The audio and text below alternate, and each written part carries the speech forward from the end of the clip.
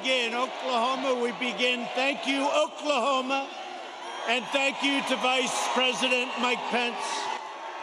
We begin. Just a few hours ago, President Trump thanking the vice president for joining him on a controversial campaign visit to Tulsa, Oklahoma.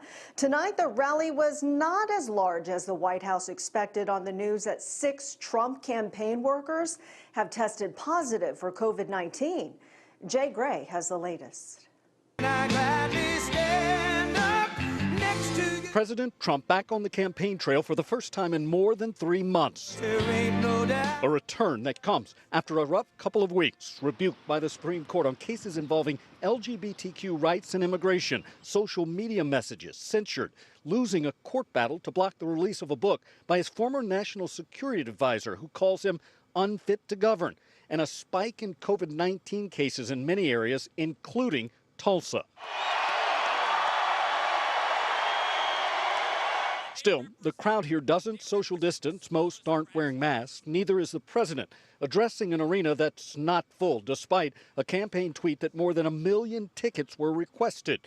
The president blaming the empty seats on COVID-19 media reports and protesters. You are warriors. Thank you. We had some very bad people outside.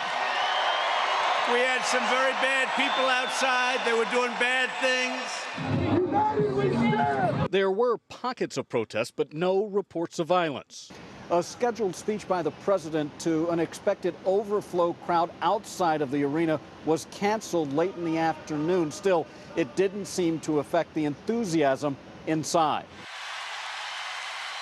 The president touching on campaign standards, including immigration, COVID-19, fake news, and the economy. Look at how we're doing in the stock market. Just set another record with NASDAQ.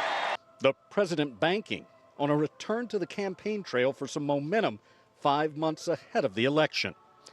Jay Gray, NBC News, Tulsa. Meanwhile, when it comes to campaign cash, Joe Biden says he outraised President Trump last month.